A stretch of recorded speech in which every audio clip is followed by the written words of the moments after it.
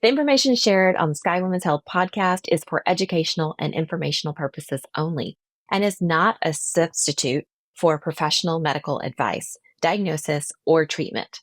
Always seek the advice of your physician or other qualified health provider with any questions you may have regarding your medical condition. Never disregard professional medical advice or delay in seeking it because of something you heard on this podcast. Reliance on any information provided by Sky Women's Health, Dr. Carolyn Moyers, or any guests featured on the podcast is solely at your own risk.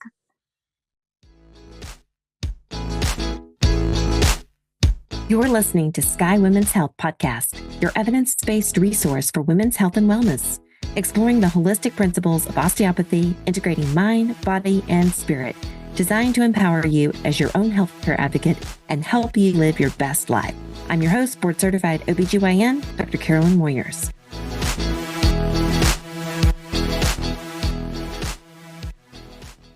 Welcome back to Sky Women's Health Podcast. We're in for some real talk today. I have eye drops in my car, eye drops in my nightstand, in my work bag. I'm 47, and until recently, I just thought it's allergies or maybe aging, but just something that happens, right? Like needing readers, which, by the way, I've resisted for way longer than I should have, and now I have a pair in every room like it's an aggressive interior design choice. But here's what nobody tells you. Your eyes are going to change as you go through the menopause transition, whether you're in perimenopause or menopause. Estrogen, the hormone we talk about in the context of hot flashes and mood changes and sleep, it's also quietly running the show when it comes to eye health. And when it starts to fluctuate, your eyes feel it. As you all know, I'm Dr. Carolyn Moyers, board-certified OBGYN, Menopause Society certified physician, fellow of the ISHWISH, International Society for the Study of Women's Sexual Health. And every week, we're trying to kind of dismantle, have some real talk, science-backed information, humbling truths about women's health in midlife. And today, I have Dr. Jennifer Ratliff on the show. She's a doctor of optometry, graduate of Southern College of Optometry in Memphis, and she is here to answer every question you didn't know you needed to ask about your eyes. We are talking dry eyes, vision changes, glaucoma risk, cataracts, contact drama, meibomian glands. Yes, that's a real thing. Stay with me. And whether you actually need to do something different at your eye appointments in this season of life. Welcome, Dr. Ratliff. Hi, glad to be here.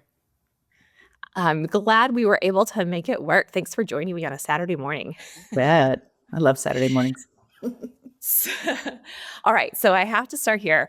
I was today years old when I learned that menopause affects your eyes. I mean, we've been talking about it for the last last couple of years. Patients have been bringing it up.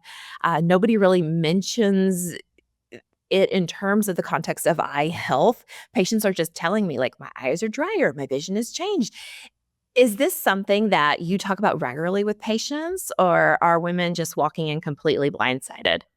I think that a lot of people have no idea that it affects your eyeballs, right? So they come and see me because they can't see, and can't see is a phrase that can mean a whole lot of things, right? So the women that I'm getting in their 40s, sometimes even late 30s, 40s, 50s, even 60s, where estrogen is fluctuating. It's a consistent complaint of, like, I can see it, but then I can't see it. They're the inconsistencies that are in the vision.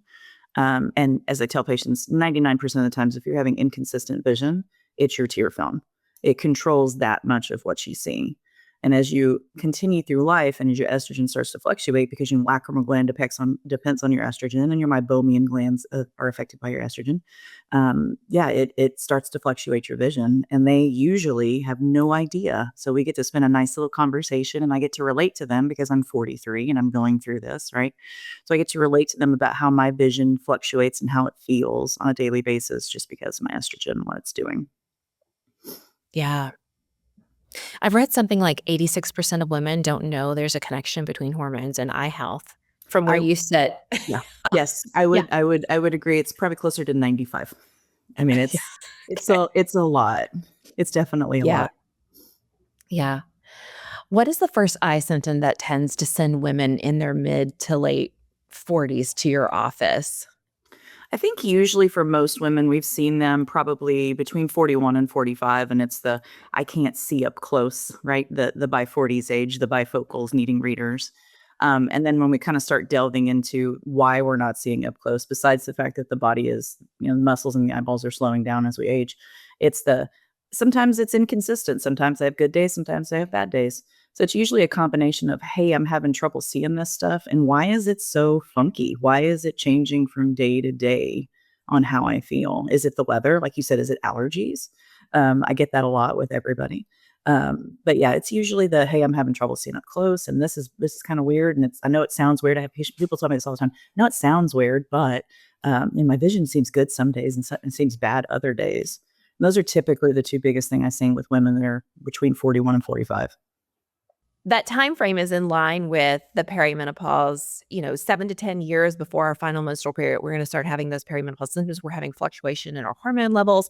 So that's really consistent with that time frame of life and those fluctuations in hormones that we see in perimenopause, where the ovaries just kind of go out fighting. Yes. And your tears are doing the same thing.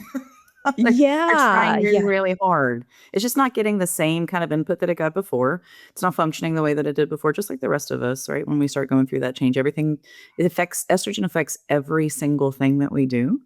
Every single orifice of our body, every single cell of our body, it affects all of it. And it's definitely affects the eyeballs. Definitely does. Yeah.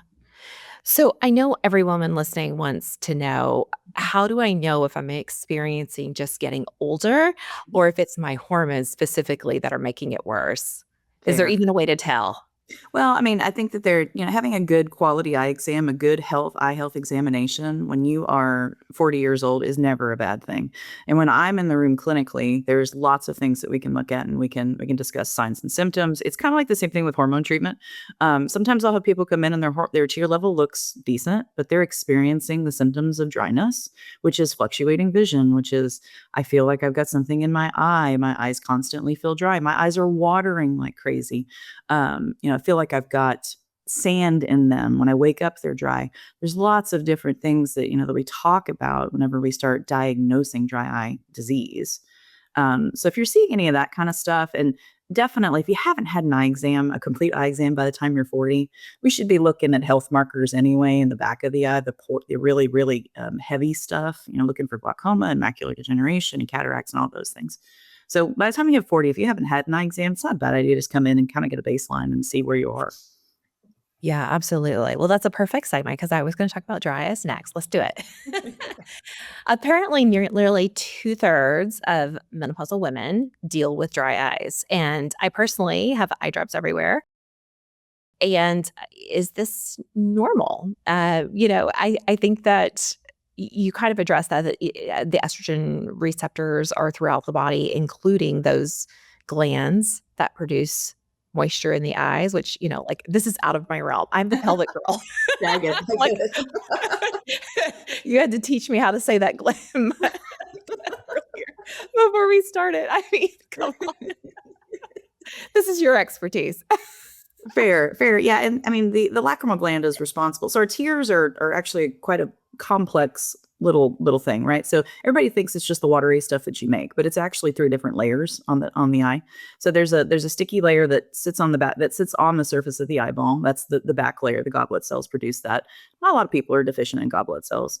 The second layer is the watery layer. It's the stuff we think of as tears. It's the stuff that comes from the lacrimal gland. It's the stuff that starts slowing down in production when the lacrimal gland starts slowing down in production. It's the watery stuff that everybody thinks of as tears. And then the top layer is a meibum layer from the meibomian glands that are produced at the base of the lashes. And its job is, it's kind of an oily layer, and its job is to sit on top of those 2 layers and hold it in place. And if you do not produce enough meibum, if it's not going onto the tears, onto that watery layer, what it actually does is it causes the watery stuff that you produce to just run off your face. So I'll have people come in constantly like, I can't have dry eye. My eyes are watering constantly. I'm like, yeah, I'm thinking a very specific patient right in front of me. You actually got do the have watery dry eyes. Yeah. It's called evaporative dry eye. So the aqueous deficient dry eye is what we have whenever we don't produce enough of the watery stuff. So you're not getting enough of that juice in the middle. But if you don't produce enough of the top layer, the tear film, the watery stuff that you are making, because your lacrimal gland still is making tears. They still are making that top part, middle part of the tear film. But if you don't produce enough of the top layer, that watery stuff has nowhere to go but off. And it just, your eyes constantly drip. They constantly run. And those 3 layers have to be in conjunction with each other in order to have an adequate tear film, in order to have stable vision, consistency of your vision. Um, and typically in the past, when we were talking about drops, like you were saying, you have drops everywhere. The drops typically would target just that middle layer, that aqueous layer. But if you weren't technically deficient in that, and or if it was your meibum layer that was causing the problem, they weren't really doing anything.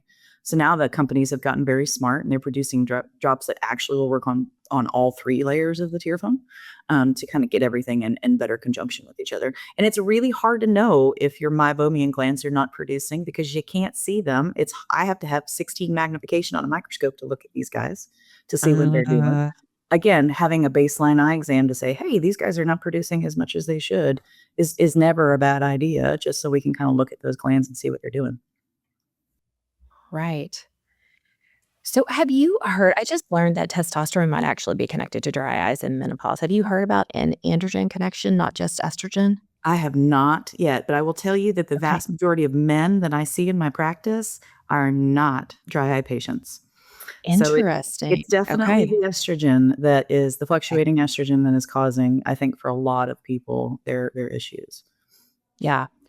Now, there's a difference between my eyes feel a little dry and an actual hormonal dry eye syndrome. How does someone know what camp they sit in, or does it matter? I think that I mean, it ultimately finding the underlying cause definitely is what matters. So when we start talking about dryness, I'm always looking at medications. I'm always looking at what are we dealing with systemically, because there are definitely autoimmune conditions that will cause dryness to be worse. Sjogren's is the biggest one that we see in our practice. Dry eyes, dry mouth. Thyroid issues cause dryness in the eyeballs. And honest to goodness, I see a lot of dry eye that is caused by medications as well. So if you look at a package insert for any medication that you're on, usually one of the side effects is going to be dry eye disease. I see a lot of that in my clinic with people who are taking a ton of meds, and it's causing their lacrimal gland to just not produce the way that it should anymore. Yeah, that's a fair point. Mhm. And a lot of times, we start patients on hormone therapy and they have, the whole litany of they've checked all the boxes on the list of symptoms for Yeah. menopause. And, it's kind of a wait and see. Like let's work on your dosing of your hormone Mhm. therapy and see if those dry eyes resolve. And I Yes. think that's kind of the telltale of like, is it Mhm. hormonal? Yeah, absolutely. And I think that a lot of women, when I sit and talk with women about, hormones and what we do with hormone therapy is ultimately, and this is something that you told me, and I've taken this into practice, the purpose of doing estrogen is to keep everything more at a stable level, right? Versus kind of the cycling up and down. It's very much the same thing with what we're trying to do with these patients too, with using artificial tears and lubricants and things like that, is use it when you don't need it. Use it as a maintenance thing. Keep the base layer of the tears higher, and then you're going to experience less of the days where you feel like you've fallen off the cliff. We want more stable days. That's the whole purpose of all of this. Yeah. So are all eye drops created equal? Because Not at I've all. grabbed whatever's on the shelf. Not at So all. where do we need to Not be at all. strategic about this? Not at all. So the vast majority of people I see that come into the office that go reach for something, when they go to the dry eye drop section, there are a billion of them, and they all make them look the same by design, right? All the generic ones are going to try to look like the brand name ones and say it works just as good, but it's a cheaper alternative. They're not all the same. Just like our eyeballs are not all the same, our pHs are not all the same. The deficiency of what we're experiencing is not the same. They're not all the same. My biggest things, no Visine, no Clear Eyes. That stuff is great for making your eyes white, but it's really not helping your lacrimal gland. And in fact, it creates a rebound redness syndrome afterwards, which then makes your eyes redder. Yes. They're just not great lubricant drops. And they do the part of getting the redness out. And people think that is, well, I'm better now. Well, not really. It's just kind of making you more dependent upon them in the end. The newer versions of the artificial tears that are out, Sustain Complete's one of them, Refresh Relieva. TheraTears also has one too. And they're designed to work on all 3 layers of the tear film. There's absolutely no reason why you shouldn't be using something like that as opposed to an older generation drop, because it's going to work on everything. And getting stable and getting all of the layers in conjunction with each other. Because truthfully, most of the time we see both of those layers are out of whack for most people, not just one of them. Getting them all functioning the way that they should. That's why I always recommend kind of one of the newer drops, because it will work on all those layers. Okay. Okay. Let's talk about lifestyle though, like diet, hydration, screen time. How does all of this play in? So diet definitely has plays a big role in all of it. People who are unhealthier in general with their lifestyle typically have more issues with their eyeballs, just like they do with the rest of their body, if we're speaking honest truth here, right? People who don't drink enough water, we've been told by every single doctor ever since we've been in our 20s, you need to drink more water. There's a reason for Why? it. Well, I because don't the like water. water, I know, and I balk at that because I drink so much water every single day. I've always just done that, but water is good for Yeah. your tear film. I mean, it replaces a lot of the watery stuff that you can lose over the day, right? It makes a more stable tear film. It's smoking is one of those things I see with people when they come in and they're just like, my eyes feel terrible and dry. And I'm like, well, you're blowing smoke into your face every day. Like that's drying you out, right? Vitamins are great too. Omega-3 fish oils, the meibomian glands are oil-based glands. You take an omega-3, those typically will help those meibomian glands produce a little bit better. There are definitely things that you can control. I like to say that there are variables in the situation we can control, and there are variables that we cannot control. We cannot throw ourselves at the stuff we cannot control over our life, right? We got to work on the stuff that we can control. And there's definitely outside things that you can do that can help you produce better quality tears, definitely. So drink your water, get your Drink your sleep. water. Get your sleep. All that stuff. And antioxidants. I mean, I think that's probably the biggest realm that our retinal doctors are focusing in right now is the role of antioxidants, right? So much of the stuff that we're finding in our eyeball that is causing issues, glaucoma, macular degeneration, are insults from free radicals, from the stuff that we're ingesting and the stuff that we're around. Eating a diet that has good antioxidants in it, all that bright green, bright colored fruit and vegetables, it's good for your body. It's good for your eyeballs. Have a salad. It's good. Yeah. Some blueberries. I love a cup of blueberries Blueberries. every day. Yeah. Yeah. All right. So you mentioned glaucoma. Let's talk about the stuff that scares us. Okay. Because this one genuinely surprised me. How are estrogen levels connected to glaucoma risk? And what should women in that menopause transition, whether they're perimenopause or postmenopausal, actually know about this? What do we need to know? So again, estrogen affects all the receptors in our bodies, right? It's in all the cells.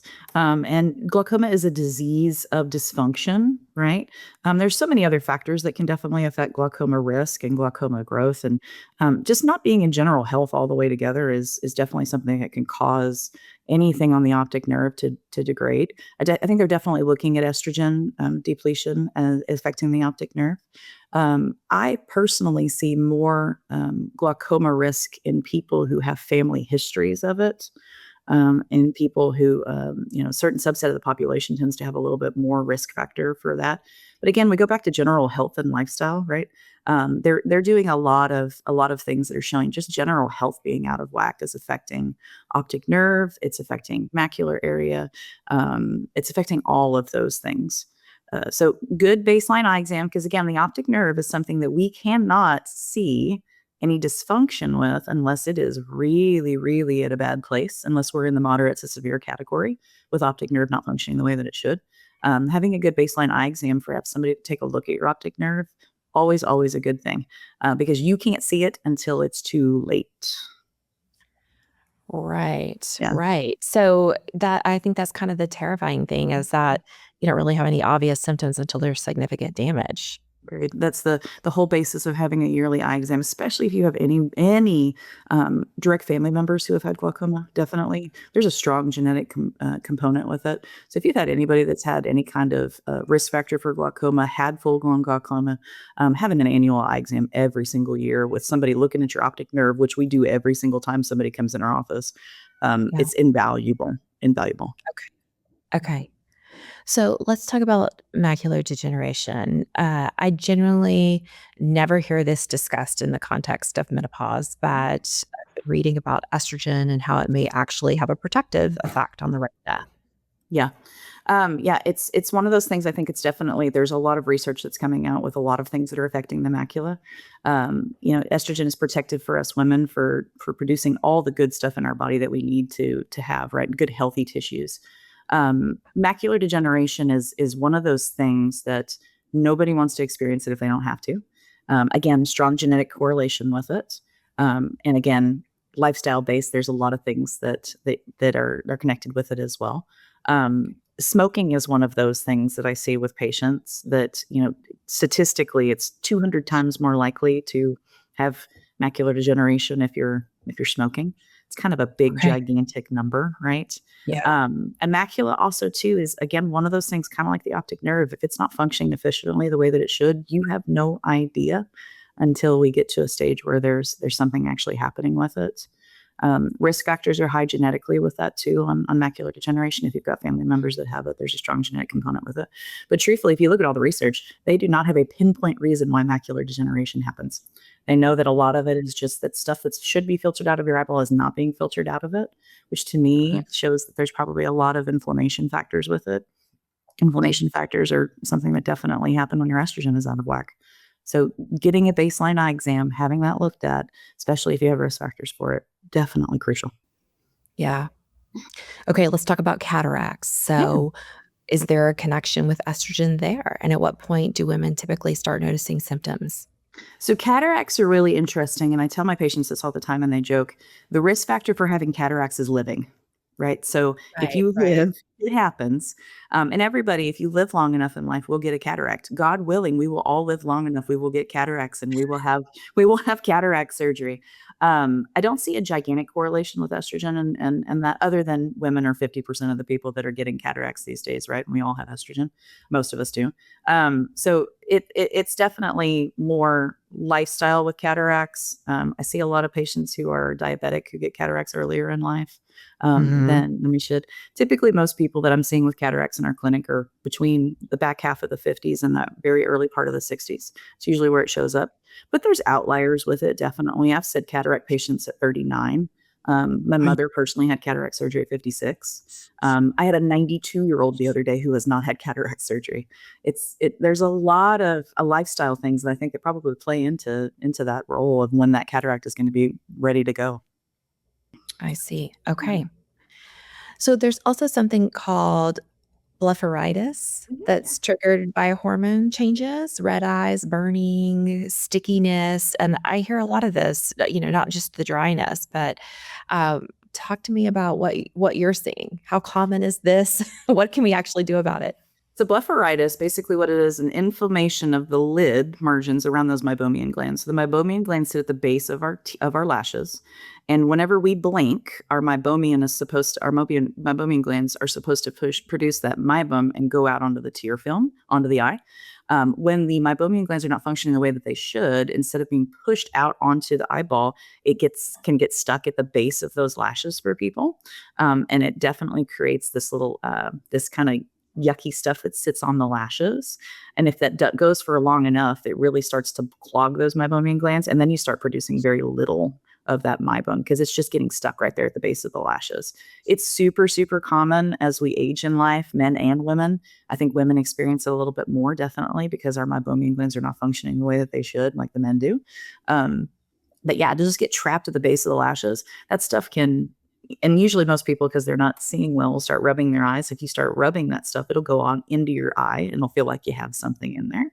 And it definitely, when that top layer of that tear film is not there like it should, it'll cause the redness, it'll cause the burning, it'll cause the stinging. It is a super, super common problem. I think people, honestly, when we start talking about it in the chair, will get embarrassed, like it's something that they're doing. It's a consequence of what the glands are doing.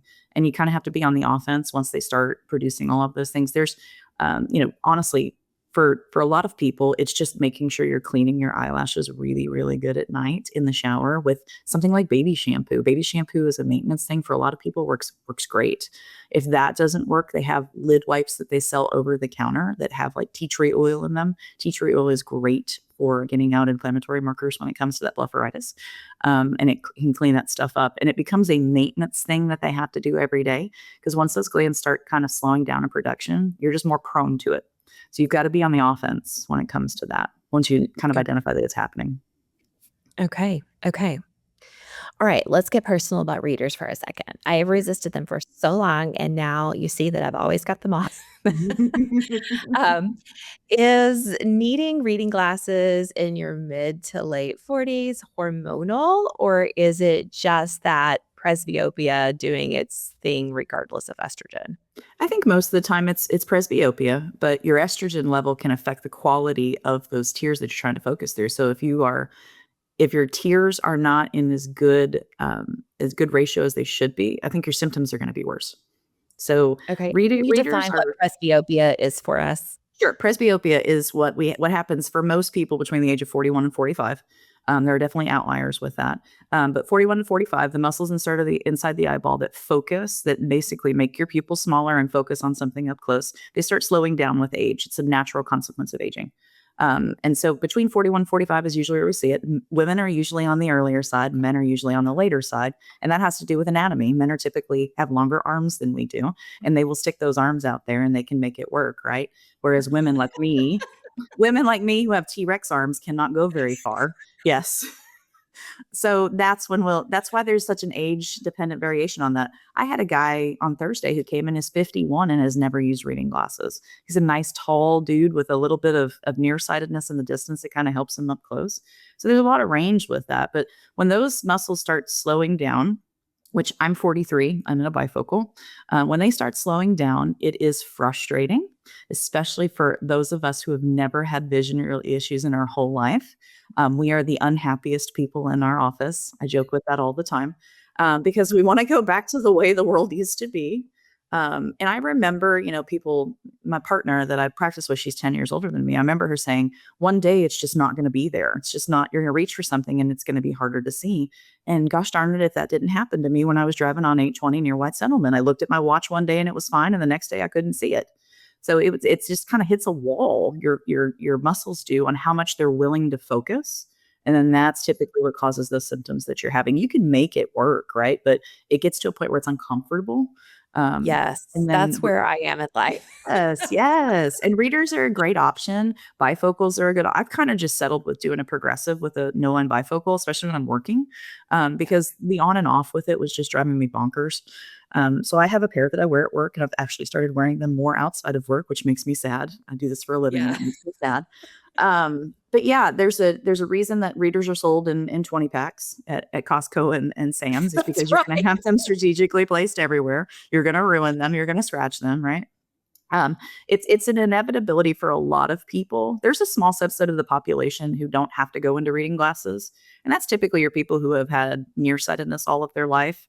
The blessing of nearsightedness once you get into your 40s is, yes, you can't see in the distance, but if you don't have anything on, you can see great up close, and you have no idea what we're talking about when we talk about the frustration level with all of this. But readers are a good option. Glasses are a good option. They are now coming out with drops. I actually sampled one of the brand new drops that came out. That's come out in this last month.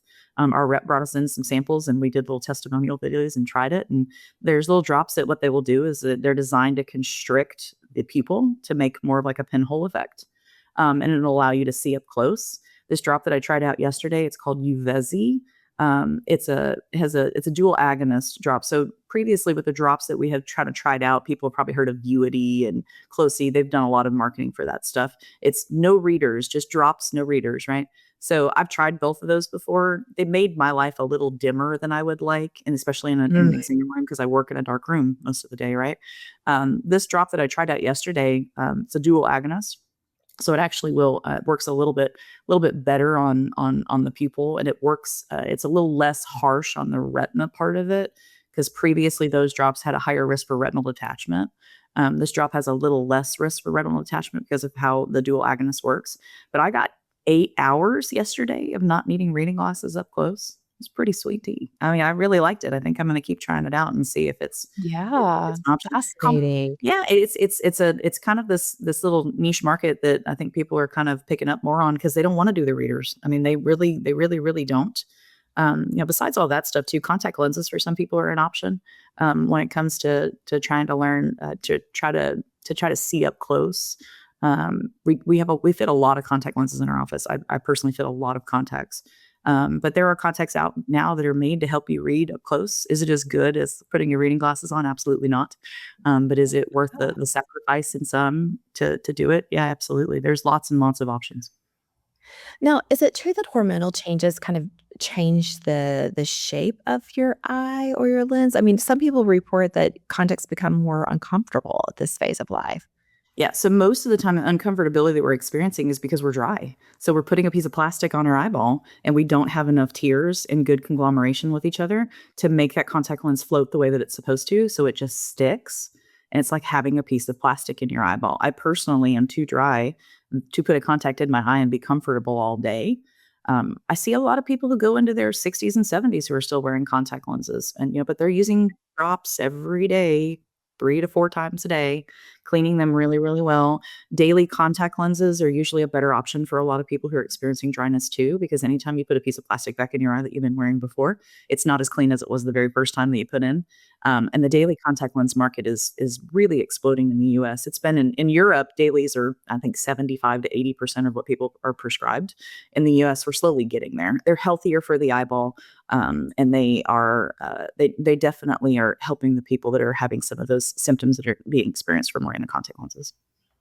Okay, that's good to know. Yeah, when they offered, "Do you wanna be fitted for contacts?" I was like, "No, I'm not putting my finger in my eyeball." Exactly. That's Such either a little yes, things, no way. either a yes or a no. I mean, it really, really is. I like to go over options with everybody. This, option 1, 2, 3, 4, that kind of thing. And there is definitely a subset of the population that's like, absolutely no way will I be putting anything in my eyeball. Yeah, count me in. I'll take an IUD any day, but don't Absolutely. not putting a contact in my eyeball. All right, if someone is on hormone therapy, does that actually help eye symptoms? As a menopause specialist and OBGYN in the room every day, I have some opinions, but I wanna hear yours.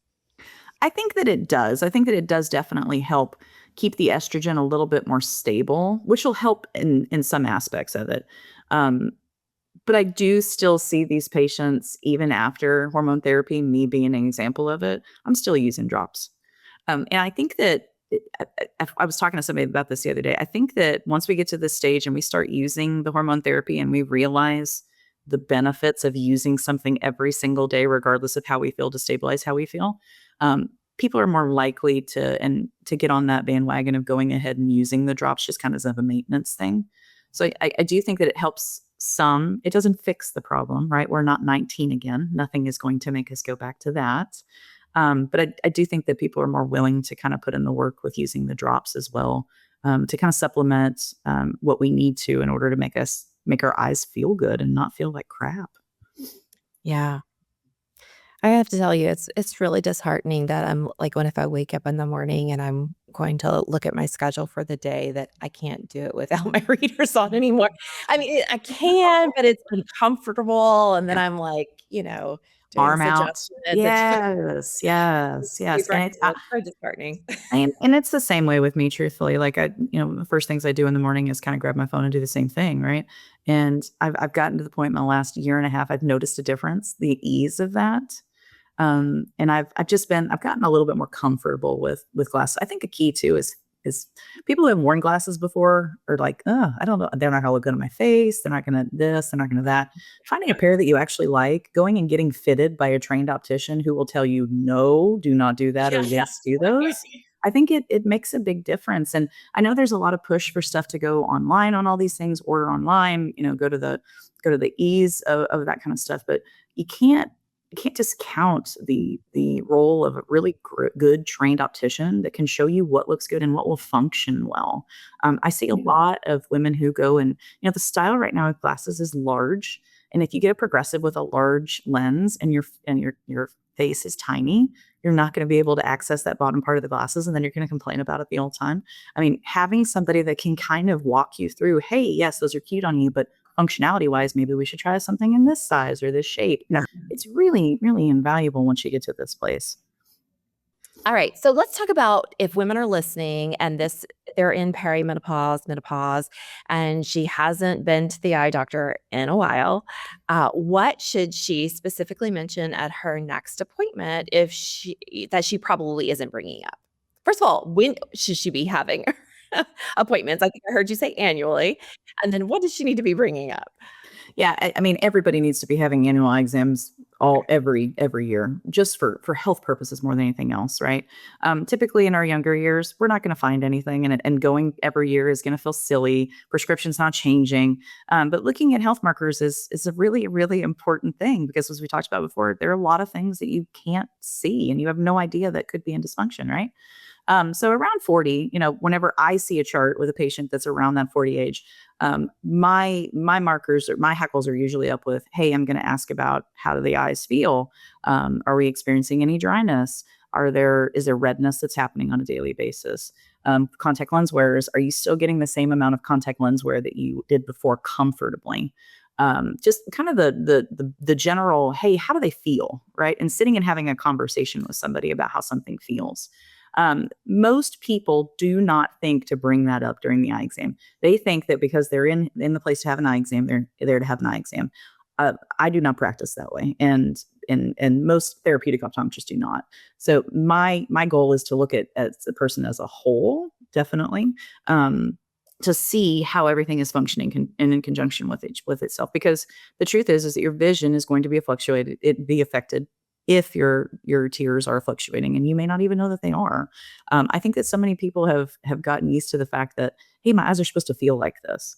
That's not really a truth. They don't have to feel that way if they're not feeling great. Let's sit and let's have a conversation about it.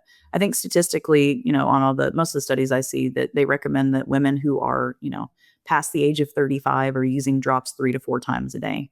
And I don't think that's a bad thought, but I don't think that everybody needs to use them maybe that much. And if you take a patient who is having some tear film instability and doesn't know that they're having it and they're not using drops right now, if I tell you to use 4 a day, I might as well have told you to use 1 billion. Like, that seems like a gigantic number of drops. And I think Well, like education. antibiotic use 3 times a day. It's unlikely to happen. Exactly, right? And that's Yeah. why I'm always like, hey, 4 is the goal. But if you come back and you tell me, hey, I've been doing it in the morning, I've been doing it at night, and it's doing better, and I feel like my eyes feel a little bit better, great. Let's work up to 3 next year if we can do that kind of thing. But I definitely think that I've gotten to this complacency with how they feel, and that it's normal. It's not necessarily normal. There are things that we can do about it if you're willing to kind of want to control some of the variables we can work on. Okay, perfect. Mhm. So, what is the one thing that you wish every woman going through menopause knew about her eye health? Like that thing that you find yourself saying over and over again in your office? Mhm. I really think that it doesn't have to feel this way. Like, there are things that we can work on. I think on a daily basis, out of the 20 people I see in a day normally, it's usually 10 of them are women, and usually 8 of them we're talking about dry eyes in some shape, form, or I Okay. mean, it's the truth, and it's normal. I think that a lot of people don't wanna come in and they feel like if they say anything, they're complaining, and I don't practice that way. Like, I like to sit. I see the amount of patients I see on a daily basis because I wanna sit and I wanna talk and I wanna actually get to know you and see how your life is being affected by things that are happening to you. Don't be afraid to voice what's going on, even if it sounds silly. I have patients tell me every day, "I know this sounds silly, but tell me. I'm here for it, because the stuff that usually sounds silly, there's usually an answer for it. Let's talk about it. Let's figure out what it is and let's work through it together." Yeah, Yeah, absolutely. absolutely. So, last question, and I think it's a critical one. What's in your eye drop collection? Because I know that you're all quietly judging us, so the optometrist needs to tell us. The last 2 years, I have become a Sustain Complete girl. I use it in the morning and I use it at night. I wish that I would remember to use it during the middle of the day, and I have no excuse because I'm surrounded by free eye drops in my clinic, and I still don't do it. I really should put that in a little bit more often, but 2 right now is doing pretty well. I've also got definitely have some lid wipes because I do experience some of that blepharitis that happens, especially if I'm being lazy and not removing my makeup the way that I should at night in the shower. I will use those usually on a weekly basis. Like I said, I'm trying out that Uvezi drop. I'm going to put a drop of that in after we finish up talking here to see kind of how it feels today. Um, yeah, those are the main ones that are in mine right now.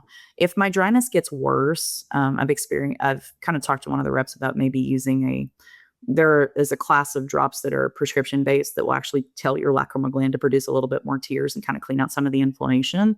I've Good. talked about maybe going to that point, and using some of those, the Zydras, the Restasis, the Trip Tears. I don't think I'm there yet. And Okay. I don't think I'm there If yet, we're but it's just always in at the back. CVS or Target or, Mhm. and we're looking at the drugstore aisle, what would your top pick be? Systane Complete's definitely my top one.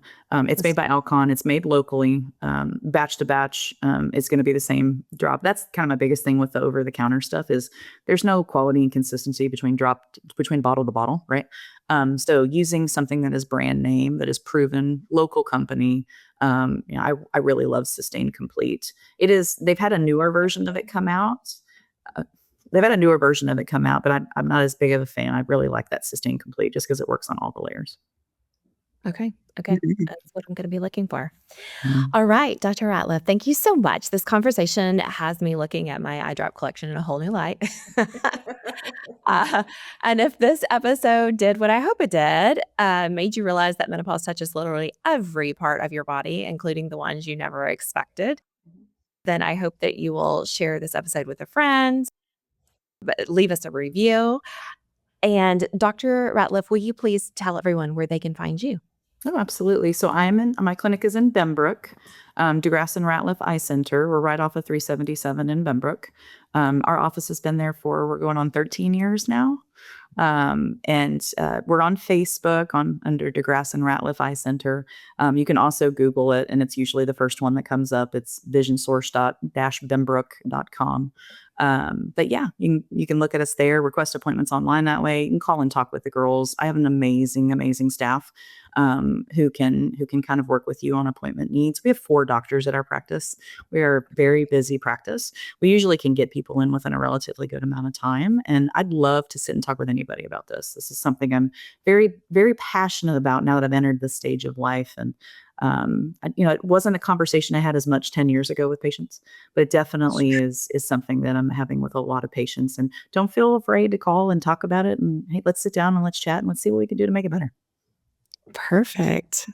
I'm Dr. Carolyn Moyers, board certified OBGYN, Menopause Society certified physician, and fellow of the International Society for the Study of Women's Sexual Health. And if you are in Fort Worth or anywhere in Texas or West Virginia, and you are ready to get some real answers, not just be told, honey, this is just aging, my practice, Sky Women's Health, is here for you.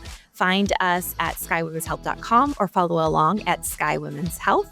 And if you are a medical provider listening to this and you want to be the doctor who actually knows how to have the conversations confidently and prescribe hormone therapy for your patients, my course, Mastering Menopause, was built for you.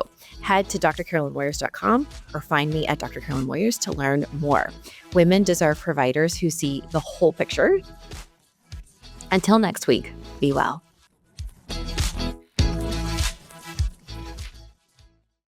Thanks for listening. This episode is sponsored by Sky Women's Health.